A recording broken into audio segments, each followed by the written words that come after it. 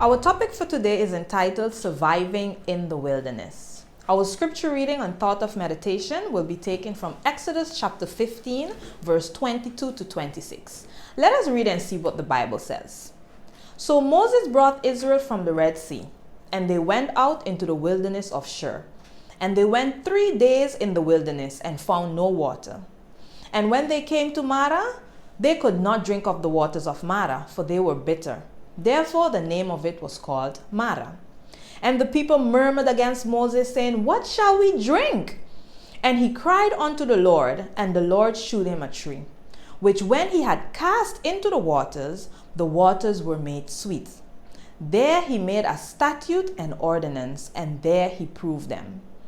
And said, If thou wilt diligently hearken to the voice of the Lord thy God, and will do that which is right in his sight, and will give ears to his commandments, and keep all his statutes, I will put none of these diseases upon thee, which I have brought upon the Egyptians, for I am the Lord that healeth thee.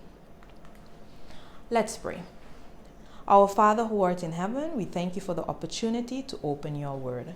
We ask that your Holy Spirit, dear Father, would lead us to a deeper understanding hereof. We also ask that the transformating power will take hold of our lives. In Jesus' name, amen. I would like to tell you the story of a gentleman named Rob Lundgren. In October 2018, Rob Lundgren set out on an annual camping trip with his son. He pitched a tent in a familiar low-traffic dirt road. This dirt road was next to the Frank Church River of No Return Wilderness. Strange name, but that is it. It's located actually in Idaho. The day was going as planned, everything was going good, and then evening came. And they decided it was time to go to bed. But Mr. Rob changed into his night gear, and he quickly fell asleep. In his dream, he thought he saw a house on a hilltop, and he walked towards the house.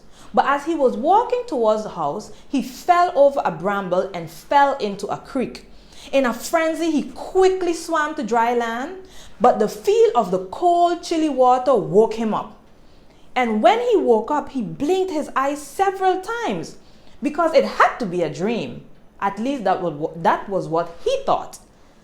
But he came to realize that he had sleepwalked his way into the wilderness. He hadn't sleepwalked in over 50 years.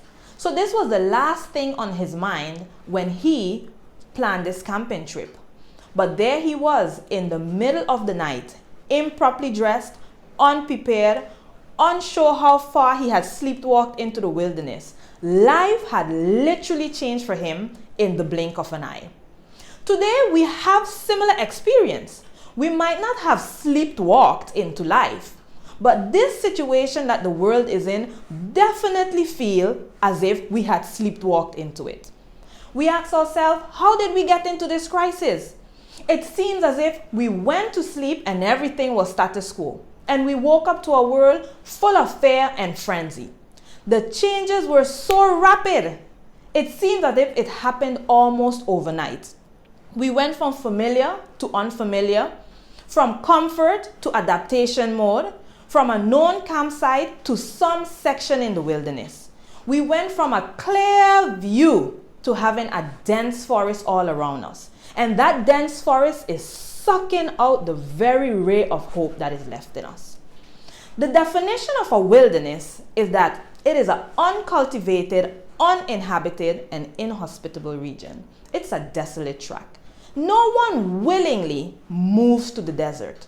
At least I would think most people would not like to pitch their tent and live permanently in a desert. But our life experiences have taken us in the wilderness. You see, it doesn't matter where you have pitched your tent in this world. At some point in life, we will be taken to the wilderness. Maybe not a specific one, but definitely a circumstantial one.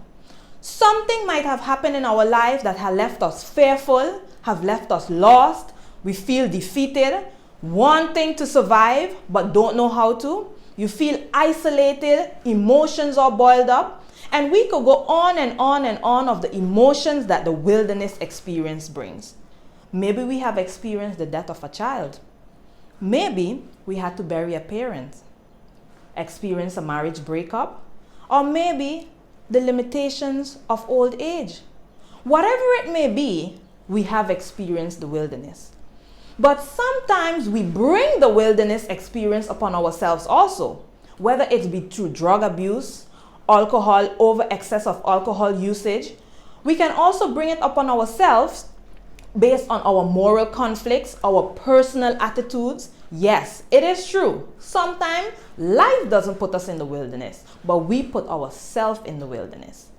But what I would like you to take from all of this is that the wilderness of our lives remind us how quickly life can change. It also reminds us of how fragile life can be.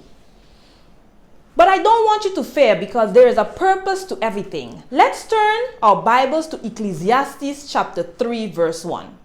It reads as follows: "To everything there is a season, and a time to every purpose under the heaven." You see, when Mr. Rob found himself in that wilderness, and he blinked his eye and he realized that this was his current reality, when the reality sank in that this is where his sleep had led him, he realized that the only way to survive was not to give in to fear. Our instant reaction most of the time is fear. He realized that the surrounding area had to have some form of familiarity. So with that hope, he decided that he was going to take the first step. But he had another problem. You see, this occurred in the middle of the night. So upon looking to see which direction he should walk into, there was nothing to be seen. He couldn't go backward because he couldn't trace his steps in the dark. He couldn't look up for the sun to at least give him some kind of location because it was nighttime. And in the dense forest, the trees covered the stars. Here he realized that his own knowledge was not going to get him out of this situation that he had sleepwalked into. And in the end, Mr. Rob had to realize that what is going to help him was that step of faith. The stepping into the unknown, knowing that God would have to be the one to lead you. Leaving behind all previous knowledge that is not functional to him at that moment. But he launched out. Lesson of life in the wilderness.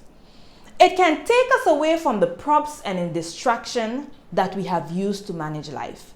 The wilderness, it is not a desirable place. But let me tell you, just hear me out for a moment. It might not be that bad after all. You see, it helps us to realize that our human effort can take us but so far. It also helps us to reveal our true identity. You see, while we live in the world and we have all the distractions around us, we have an image to keep up. And in that image, we can keep a false identity. But when you are in the wilderness, it brings you face to face with the man or the woman in the mirror. Wilderness strips us of our God substitute, and it makes us realize that when God is all we have, He is all we need. And this leads us to learn to trust and allow God to lead us in our life. Wilderness living is not something unfamiliar. Those of us who have studied our Bible, opened our Bible, or even hear a sermon on YouTube, over the internet, on Facebook, know that God did lead His people through wilderness experiences. The wilderness journey of Israel and many others is a vivid picture of how our Christian life is actually. Speaking about this period in Israel history, Paul himself wrote in 1 Corinthians chapter 6, verse 11, he wrote that these are written to be an example for us. It is taken from 1 Corinthians chapter 10, I repeat, verse 6 to 11. 1 Corinthians chapter 10, verse 6 to 11. Let's see what Paul says. Now these things were our examples, to the intent that we should not lust after evil things, as they also lusted. Neither be ye idolaters, as we were some of them, as it is written, the people sat down to eat and drink and rose up to play. Neither let us commit fornication, as some of them committed, and fell in one day 23,000. Neither let us tempt Christ, as some of them also tempted, and were destroyed of serpents. Neither murmur ye, as some of them also murmured, and were destroyed of the destroyer.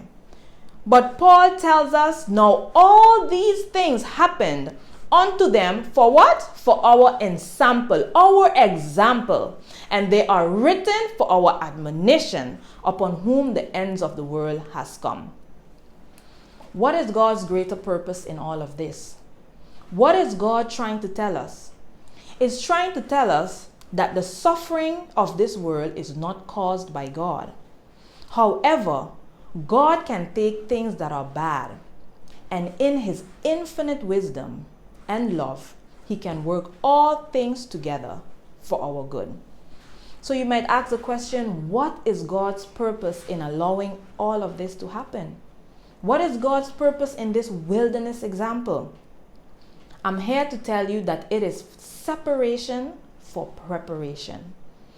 Abraham was separated from his people because he had to be prepared to become the forefather of Israel.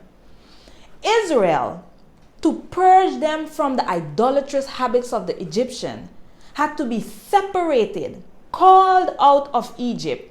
And in doing that, God was able to mold them to become his peculiar people and to inherit the promised land. Jesus, our very Messiah, was led into the wilderness after he was baptized, and in being in the wilderness, being tempted, being ministered to, this is how he began to embark upon his ministry. And let's look at John the Baptist, the forerunner of Jesus. He also had a wilderness life, and his wilderness life prepared him for the task for which he was called, which was to be the forerunner of Jesus.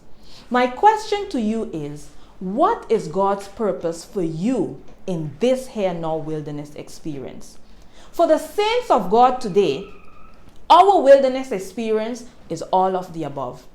God has called us to separate out. God has called us separately at this moment, in this time of meditation, to, like Abraham, mold us, like Israel, purge us, like Jesus, prepare us to embark upon our ministry, and like John the Baptist, to be the forerunner of his message. He is calling you to separate you to prepare you. We can also say that God has a greater purpose in terms of holiness. To be holy means to be sacred, to be set apart for divine purpose. Let us turn our Bibles to 1 Peter chapter 1, verse 15 to 16. Let us read what it says. But as he which hath called you is holy, so be ye holy in all manner of conversation, because it is written, be ye holy, for I am holy. So as we are here in our wilderness experience, take the time to be holy. We have been separated for holiness. Take the time to become enlightened, to be transformed by God's word, to be empowered by his Holy Spirit. And just as Peter wrote in 1 Peter chapter 1, verse 15 to 16, let us take the time to be holy, because he said, I am holy. Finally, God's greater purpose is to prepare us for the promised land. We have been hearing over and over that Jesus is coming. We do not know the time or the day, but we also have been hearing that we should be prepared.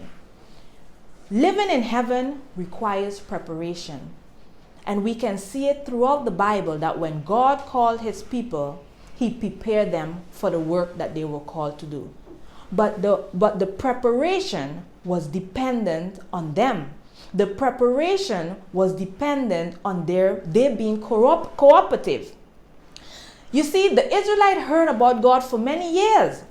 They heard about God from their forefathers. They witnessed God as he helped them, as the plagues fell on Egypt, as they crossed the Red Sea. But something happened in the wilderness. In the wilderness, the Israelites got to experience God closely for themselves. They experienced God as the deliverer. They experienced God as the omnipotent. They experienced God as the provider. They experienced God as the healer. They experienced God as the holy deity that he is. And while they were in the wilderness experiencing God, it transformed their lives.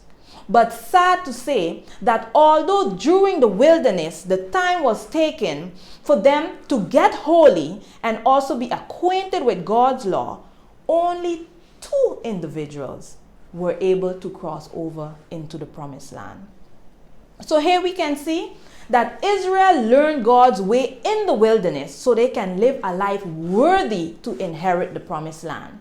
My question to you is, do you want to live that worthy life? This is the time to do so.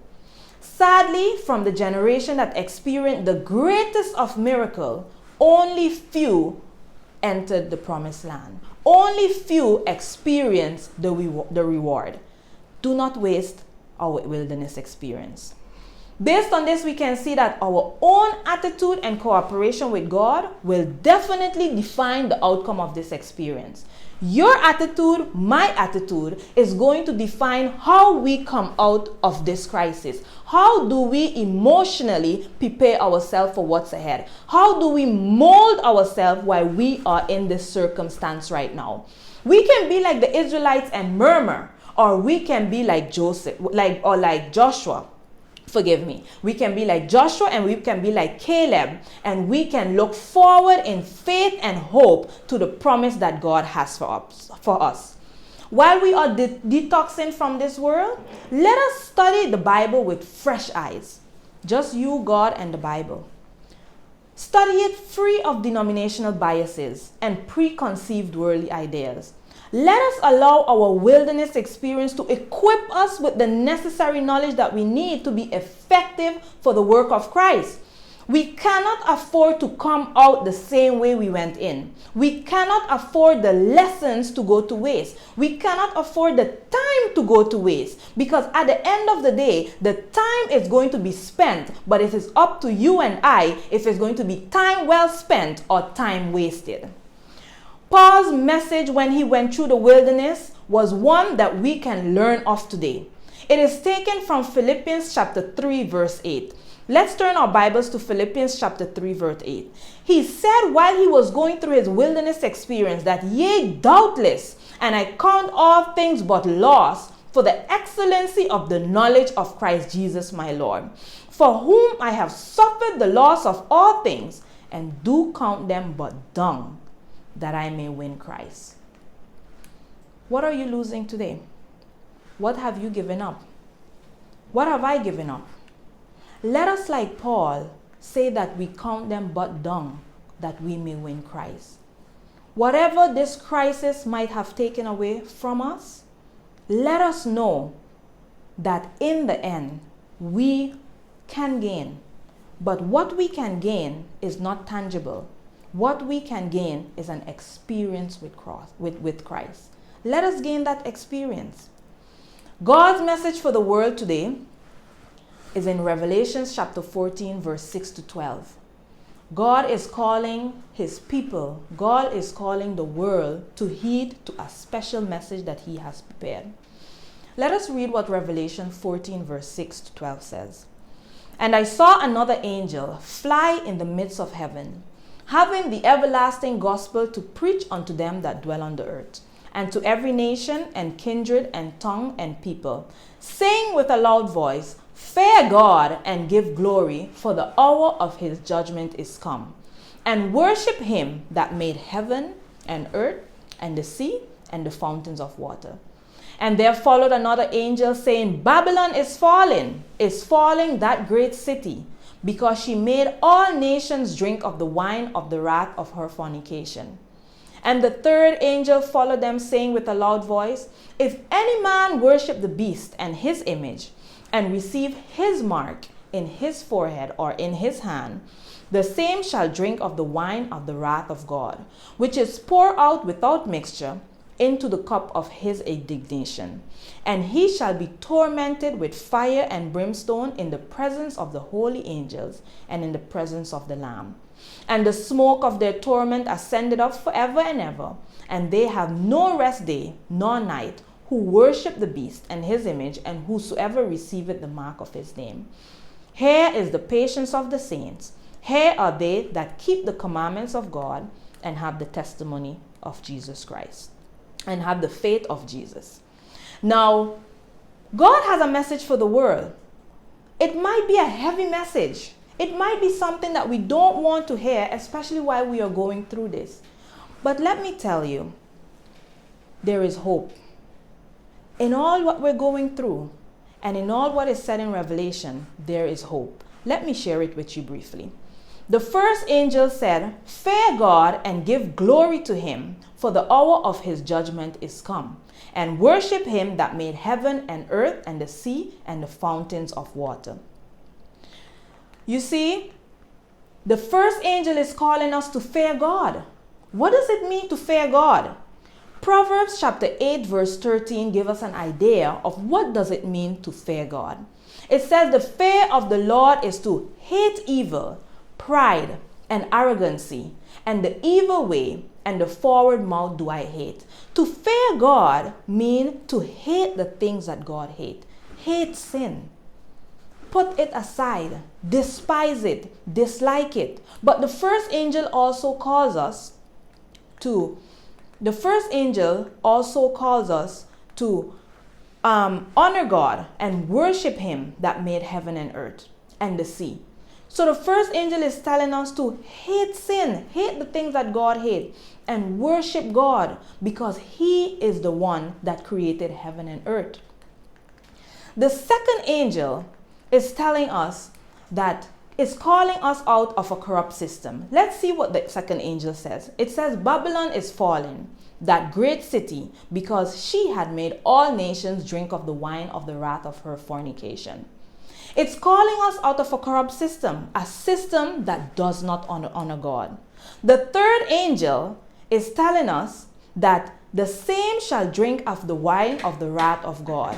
But it is also telling us that if any man worship the beast and his image and receive the mark in his forehead or in his hand, that this same individual or whoever take these mark would feel the wrath of God. Now, I'm not here to explain what the mark of God, what the mark of the beast is, and whether it's going to be a chip or a stamp or what it's going to be. But what I would like you to focus on is this last verse, verse 12. It says, "Here is the patience of the saints. Here are they that keep the commandments of God and have the faith of Jesus." You see, the third angel is telling us that those who do not receive the mark have a special characteristic. They are they which keep the commandment of God and have the faith of Jesus.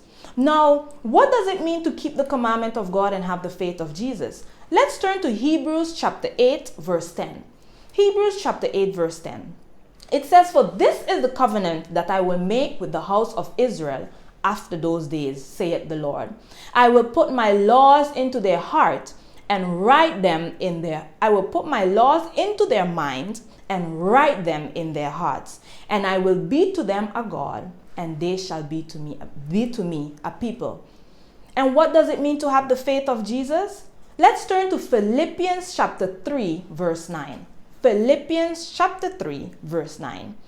It says, "And be found in him, not having mine own righteousness, which is of the law, but that which is through the faith of Christ, the righteous which is of God by faith."